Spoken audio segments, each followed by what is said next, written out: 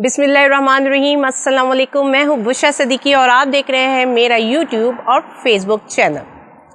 आज फिर cipher case की समाअत थी और जज अब्दुल हसनात ने फैसला दिया था कि ये ओपन ट्रायल होगी, जो मर्जी चाहे आ सकता है, मीडिया कवरेज कर सकता है।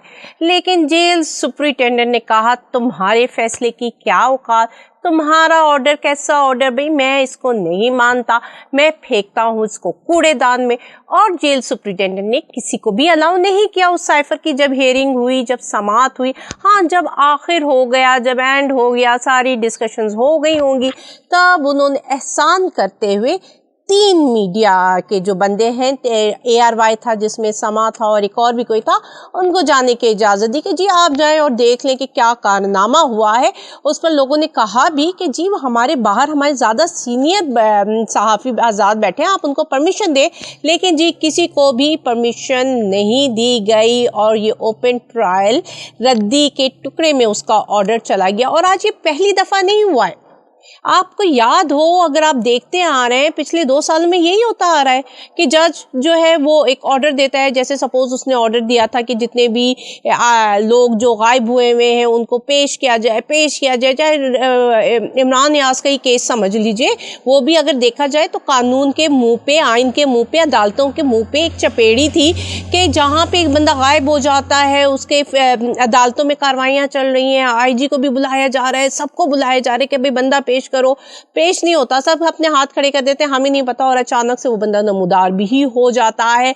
इसी तरह कितनी बार जी जजों ने लोगों को जमानत पे रहा किया और ऑर्डर दिया कि अब इनको दोबारा नहीं पकड़ा जाएगा, लेकिन अभी जमानत होकर वो बाहर ही निकलते हैं, उनको दोबारा पकड़ लिया जाता है, क्योंकि कहा जाता है तुम होते कौन हो हमें हुक्म देने वाले।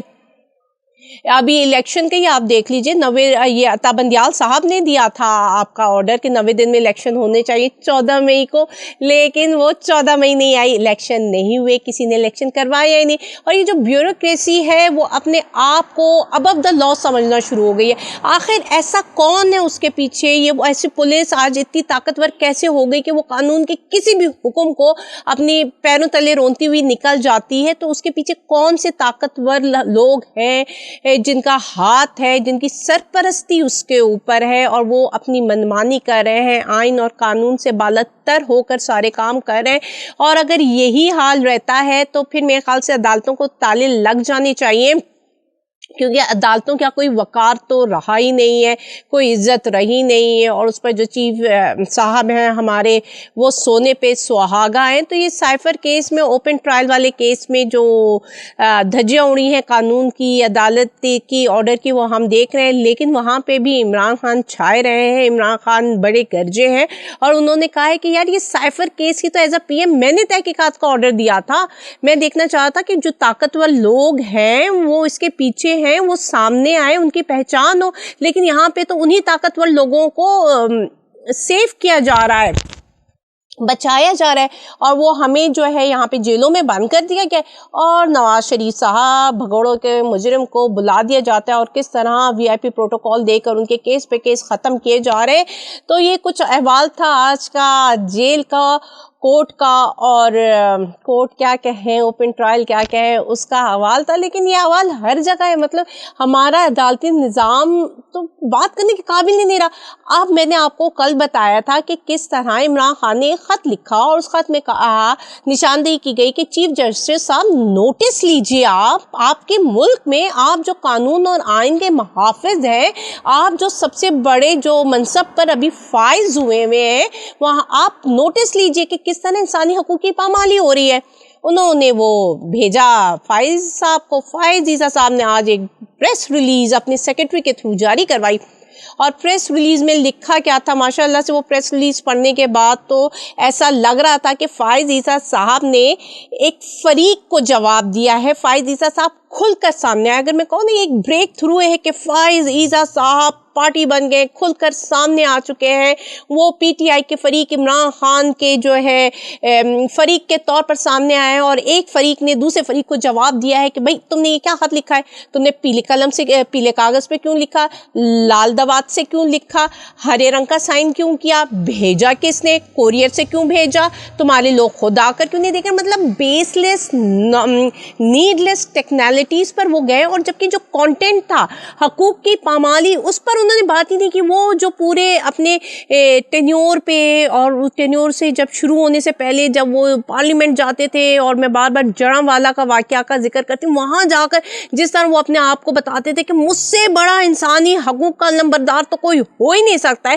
تو اب جب سے وہ بنے ہیں انہوں نے وہ انسانی حقوق والا جو تکیہ یا چورن تھا وہ اپنے تکیے کے نیچے رکھا ہے اور بڑی گہری نیند سوتے ہیں. اور اب ان کی منافقت, کیونکہ میں پہلے دن سے کہہ رہی تھی, میں لوگ شاید اب بات کر رہے ہیں, صدیق جان بھی ماشاءاللہ سے اب بڑے ووکل ہو گئے ہیں, تو یار میں جب یہ بنے بھی نہیں تھے نا, میں تب بھی کہہ رہی تھی کہ یہ اس منصب کے لائق نہیں ہے. جس طرح آپ لوگ کہتے تھے نا کہ پی ٹی آئی والے جو ہے کہ لوگ جو ہے وہ پیراشوٹ سے اتر کر جوائن کریں, اسی طرح یہ بھی پیراشوٹ کے تھرو ایک جسٹس کی پوزیشن میں جائے گئے تھے. ان کا کوئی سیشن کورٹ یا لوور کورٹ کا کوئی ایکسپیرینس نہیں ہے فائز عیسیٰ صاحب کا. ان کو تو وہ چودھری افتخار صاحب نے کسی بھی وجہ سے بلوچستان ہائی کورٹ کا جسٹس مقرر کر دیا تھا, اور اس کے بعد وہ یہاں کے جسٹس بننے آ گئے. لیکن جو ہوتا ہے نا ایک پروسیس اسٹیپ بائی اسٹیپ, کہ آپ لوور کورٹس میں سرو کرتے ہو, پھر آپ ہائی کورٹ میں آتے ہو, اور اس کے بعد آپ سپریم کورٹ میں آتے ہو, تو وہ بھی پیراشوٹ سے لائے گئے تھے. اور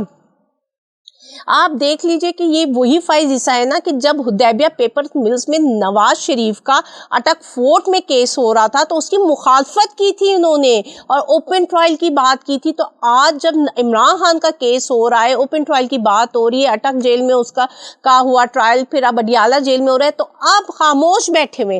آپ صرف ان چھوٹی چھوٹی چیزوں سے آپ دیکھ لیں, ظاہر ہوتا ہے کہ فائز عیسیٰ صاحب کی منافقت کیا ہے. جب سے وہ 2-2.5 مہینے ہو گئے ہیں چیف جسٹس بنے ہوئے, انہوں نے کیا فیصلہ کیا ہے, کس بات پر فیصلہ کیا ہے, ان کا کون سا فیصلے سے آپ کو لگتا ہے کہ ہاں یار یہ جج ہے.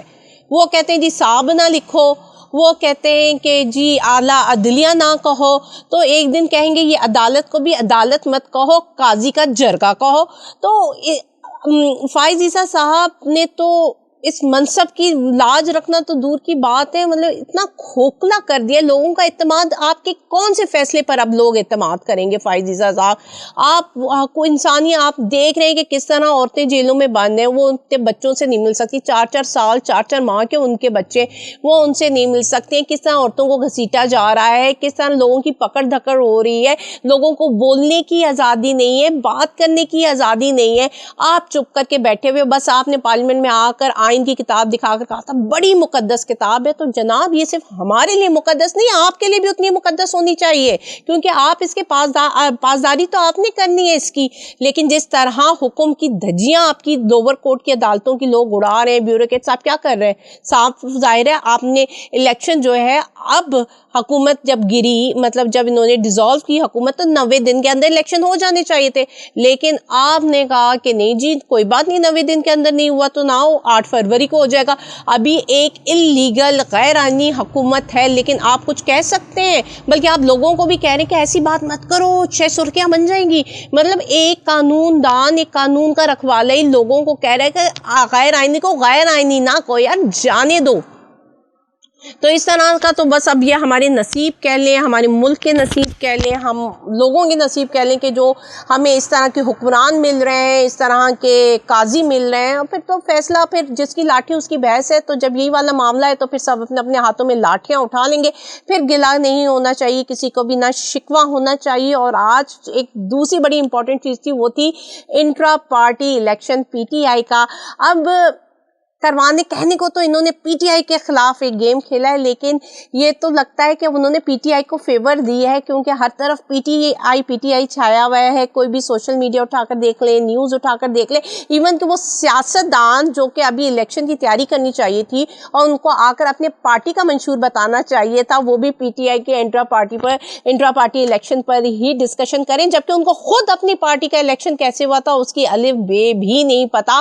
اور وہ لوگ جو کہ بس آتے ہیں اور مورثیت میں کہ اب باپ ہے, پھر بیٹا ہے, پھر بیٹی ہے, پھر چاچا ہے, پھر بھتیجا بنتا رہتا ہے, تو وہ لوگ پی ٹی آئی کی انٹرا پارٹی پر انگلیاں اٹھا رہے ہیں. لیکن یہ بات تو ہے کہ عمران خان نے جو کہا وہ کر دیا. اس نے کہا تھا میں مورثی سیاست کو بالکل بھی پروموٹ نہیں کروں گا, اور آج اس نے اپنے ایک کارکن کو بنا کر یہ ثابت کر دیا ہے کہ وہ جو کہتا ہے وہ کرتا ہے. اور خواجہ آصف نے جب اس پر بات کی نا، انگلیاں اٹھائی، تو خاقان عباسی نے اس کا بڑا اچھا جواب دیا تھا. اس نے خاقان عباسی نے کہا تھا خواجہ آصف کو کہ خواجہ آصف صاحب آپ یہ دیکھیں کہ اس نے اپنے ایک پارٹی رکن، ایک کارکن کو اس پوسٹ میں بٹھا دیا. کیا نون کی اتنی ہمت ہوگی کہ وہ اپنے کسی کارکن کو، یا نواز شریف کی اتنی ہمت ہوگی کہ وہ مریم بی بی کو اور شہباز کو چھوڑ کر کسی اپنے کارکن کو چیئرمین شپ کا، پریزیڈنٹ کا، وائس پریزیڈنٹ کا عہدہ دے سکے؟ تو عمران خان اندر بیٹھا ہوا بھی لوگوں کی نیندیں اڑائی ہوئی ہیں، اور اس انٹرا پارٹی کی وجہ سے تو بھائی دوبارہ سے پی ٹی آئی زندہ ہو گئی، کیونکہ ہر طرف، ہر شہر گاؤں پھر سے پی ٹی آئی کا چرچا ہو رہا ہے. اور جن لوگوں نے پابندی بھی لگائی ہے وہ بھی پی ٹی آئی کی بات کر رہے ہیں. کیا صحافی، کیا تجزیہ نگار، کیا سیاستدان، کیا پولیس والے، ہر کوئی ایک ہی کا بات کرتا ہے، وہ ہے عمران خان. سب کی بات عمران خان سے شروع ہوتی ہے اور عمران خان پہ ختم ہوتی ہے. تو پھر آپ لوگ مان کیوں نہیں لیتے کہ عمران خان پاکستان کے لیے ضروری ہے؟ آپ اس کو سیاست سے مائنس نہیں کر سکتے، بلکہ آپ لوگ کے اپنے حسابوں سے عمران خان نہیں اترتا تو آپ عوام سے اس کو کیسے مائنس کرو گے؟ مجھے اجازت دیجیے گا، لیکن جانے سے پہلے آپ لوگوں سے گزارش ہے کہ میرے اس چینل کو لائک، شیئر اور سبسکرائب ضرور کیجیے گا. دیکھنے کا شکریہ. اللہ حافظ.